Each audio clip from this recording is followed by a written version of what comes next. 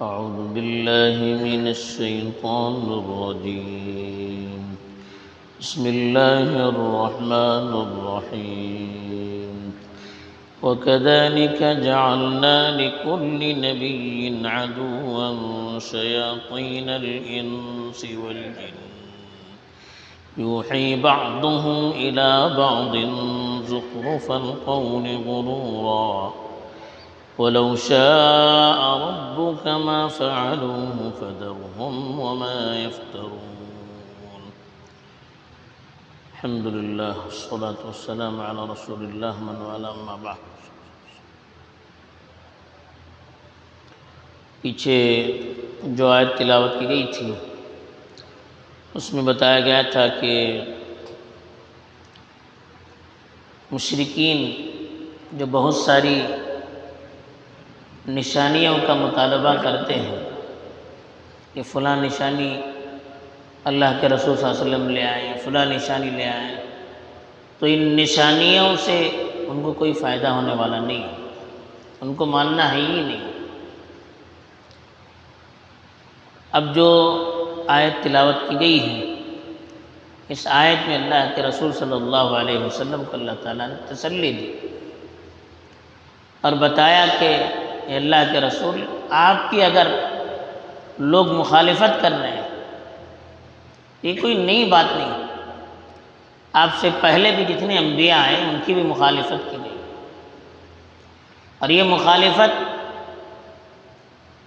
شیطان کی طرف سے ہوتی ہے۔ شیطان کا جو گروپ ہوتا ہے، چاہے وہ شیطان انسانوں سے تعلق رکھتے ہوں یا جنات سے تعلق رکھتے ہوں، بہرحال جو سرکش لوگ ہوتے ہیں، اللہ کے نافرمان لوگ ہوتے ہیں، ان کی طرف سے نبیوں کو تکلیف کا پہنچنا یہ کوئی نئی بات نہیں، یہ ہوتا رہا ہے۔ وہ ایک دوسروں کو غلط سلط باتیں بتا کر اور غلاتے بھی رہتے ہیں اور اہل اسلام کو تکلیف پہنچاتے رہتے ہیں۔ اس لیے آپ کے ساتھ ہو رہا ہے تو آپ کو پریشان ہونے کی ضرورت نہیں ہے۔ چنانچہ اللہ تعالیٰ نے ارشاد فرمایا وَكَذَلِكَ جَعَلْنَا لِكُلِّ نَبِيٍّ عَدُوًّا شَيَاطِينَ الْإِنسِ وَالْجِنِّ، اسی طرح سے ہم نے ہر نبی کے لیے انسانوں اور جنات کے شیاطین میں سے دشمن بنائے۔ یوحی بعضهم الی بعض زخرف القول غرورا، وہ دھوکہ دینے کے لیے آپس میں ایک دوسرے کو چھپکے چھپکے جھوٹی باتیں بتلاتے رہتے ہیں۔ تو یہ اللہ نے کہا۔ اب یہ یہاں پر اللہ نے کہا کہ جنات اور انسان کے شیاطین، اب اس کا کیا مطلب ہے؟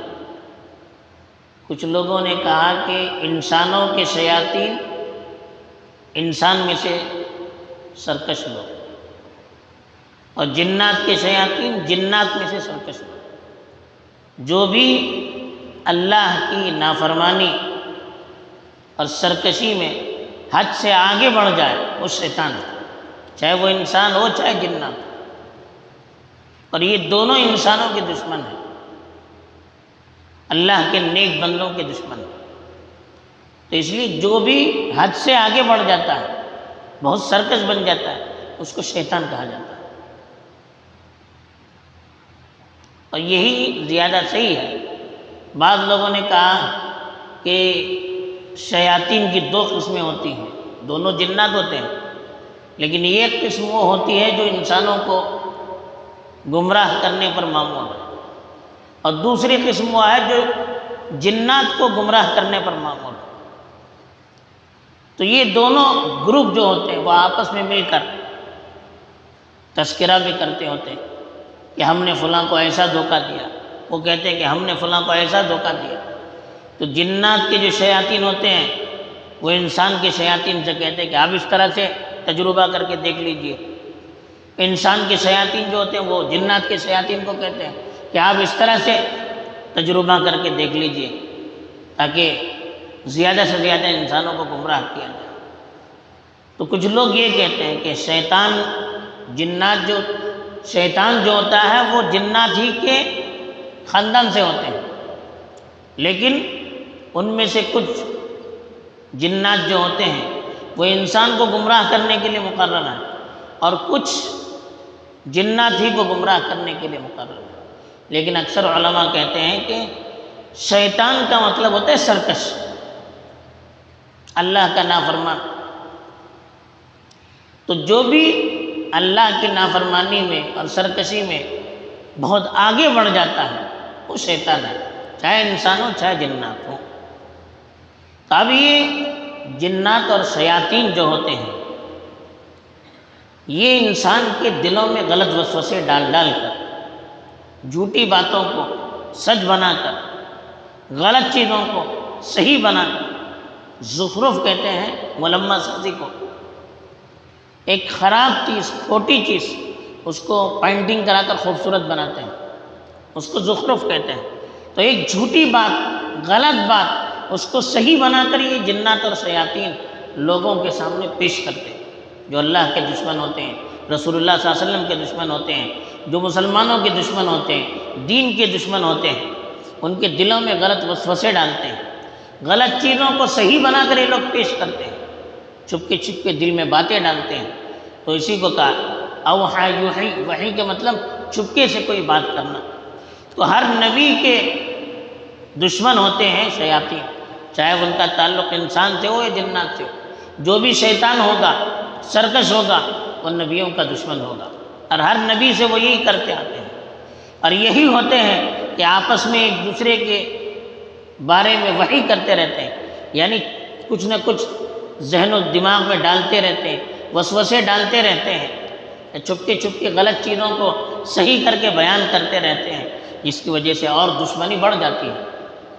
کسی کو کسی کے خلاف دشمنی ہوتی ہے تو ہم چپکے سے بیٹھیں گے، اس کے خلاف بہت سی باتیں دل میں آتی ہیں، یہ شیطان ڈالتا ہے۔ چپکے سے بیٹھے ہوئے ہوتے ہیں، غلط خیالات دل میں آنے شروع کرتے ہیں، یہ شیطان ڈالتے ہیں۔ غلط چیزیں ہوتی ہیں، کبھی دل اس کو کہتا ہے کہ یہ صحیح ہو سکتا ہے، یہ شیطان ڈالتا ہے۔ کبھی انسان میں کچھ ایسے لوگ ہوتے ہیں جو ہمیں غلط کاموں کی طرف آمادہ کرتے ہیں، ہمیں غلط چیزوں کو صحیح بنا کر پیش کرتے ہیں، یہ انسان کی شیاطین۔ تو اسی کو کہا، اسی کو زخرف القول کا، جھوٹی باتیں اس کو خوشنما بنا کر، خوبصورت بنا کر پیش کرتے ہیں۔ جیسے ڈپلیکیٹ چیز ہوتی ہے اس کو شائننگ کر کے، پینٹنگ کر کے، نئی کر کے پیش کرتے ہیں۔ تو ایسے ہی غلط سلط باتیں، الٹی سیدھی باتیں اس کو صحیح بنا کر، اچھا بنا کر، خوبصورت بنا کر، اور ایسی حقیقت بنا کر پیش کرتے ہیں، سامنے والا اسی کو صحیح سمجھتا ہے، حالانکہ وہ جھوٹ ہوتی ہے، غلط باتیں ہوتی ہیں۔ اسی لیے کہا یوحی بعضهم الی بعض زخرف القول، کہ آپس میں ایک دوسرے کو جھوٹی باتیں، ملمہ ساز باتیں چھپ کے بیان کرتے ہیں، یعنی یہ ایک دوسرے کے خیالوں میں غلط سلط باتیں ڈالتے ہیں، وسوسے ڈالتے ہیں، غلط سلط رائے دیتے ہیں، ماحول بناتے ہیں۔ کیوں؟ غرور، دھوکہ دینے کے لیے۔ یہ شیطان انسان کو دھوکہ دینے کے لیے غلط چیزوں کو صحیح بنا کر، جھوٹ کو سچ بنا کر، ایک بے حقیقت چیز کو حقیقت بنا کر ان کے دلوں میں وسوسے ڈالتا ہے، تاکہ وہ دھوکے میں پڑ جائے اور غلط کام کی طرف آمادہ ہو جائیں۔ یہ شیطان کرواتا ہے۔ وَلَوْ شَاءَ رَبُّكَ مَا فَعَلُوهُ، اللہ کہتے ہیں اگر تمہارا رب چاہے تو وہ ایسا نہ کرے، یعنی اللہ چاہے تو ان کو روک سکتا ہے، زبردستی کر سکتا ہے، لیکن اللہ پریشر سے، دباؤ سے، جبر سے کوئی کام نہیں کرتا، اللہ اختیار دیتا ہے۔ آپ اچھا کرتے ہیں یا برا کرتے ہیں، یہ امتحان لیتا ہے، تو امتحان لینے کے لیے اللہ چھوڑ دیتا ہے۔ جیسے امتحان میں ایک بچہ لکھتا ہے تو ٹیچر جو بیٹھا رہتا ہے اس کو معلوم ہے کہ کون صحیح لکھ رہا ہے، کون غلط لکھ رہا ہے، چاہے تو امتحان حال میں جا کے اس کو بتا سکتا ہے، لیکن بتاتا نہیں۔ کیوں؟ وہ امتحان لینا ہوتا ہے۔ تو ایسے ہی اللہ کو امتحان لینا ہے، اللہ چاہتا تو روک دیتا، انسان کے شیاطین کو بھی روک دیتا، جنات کے شیاطین کو بھی روک دیتا، لیکن اللہ کو چونکہ امتحان لینا ہے، کون صحیح کرتا ہے، کون غلط کرتا ہے، کون شیطان کی بات مانتا ہے، کوئی شیطان کی بات نہیں مانتا ہے، تو اس لیے اللہ تعالیٰ ان کو چھوڑ دیتے ہیں۔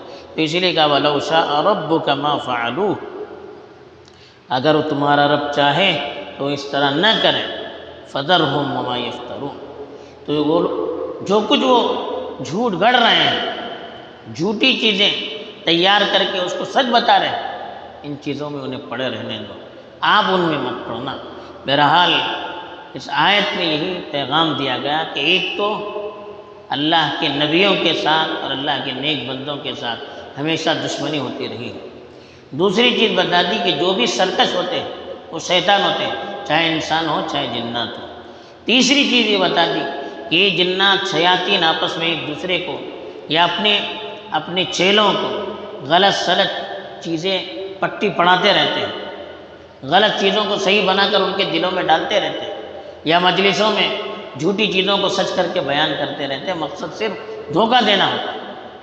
تو ایسی چیزوں کو جب غلط خیالات دل میں آئے، کسی کے خلاف وسوسے دل میں آئے یا غلط خیالات شیطانی وسوسے دل میں آئے تو اس پر عمل نہیں کرنا چاہیے، یہ شیطان کی طرف سے ہوتا ہے۔ ایسے ہی کوئی دوست احباب بھی غلط باتیں بتائے، غلط چیزوں کی طرف لے جانا چاہے، اس میں نہیں پڑنا چاہیے، یہ بھی شیطان کی طرف سے ہوتا ہے، یہ سب دھوکہ دینے کو۔ چوتھی چیز بتائی کہ اللہ تعالیٰ امتحان لے رہے ہیں، اللہ چاہتے تو ان کو روک دیتے، لیکن اللہ چاہتے ہیں کہ ہمارا بھی امتحان لے، ان کا بھی امتحان لے، تو ہمیں ان کے دھوکے میں نہیں پڑنا چاہیے، بلکہ کل اللہ کے پاس جانا ہے، جواب دینا ہے، یہ سوچ کر ہمیں شیطانی وسوسوں سے اپنے آپ کو دور رکھنا چاہیے۔ اللہ تعالیٰ ہماری بھی حفاظت فرمائے، آپ کو بھی حفاظت فرمائے۔ آمین۔ وآخر دعوانا الحمدللہ۔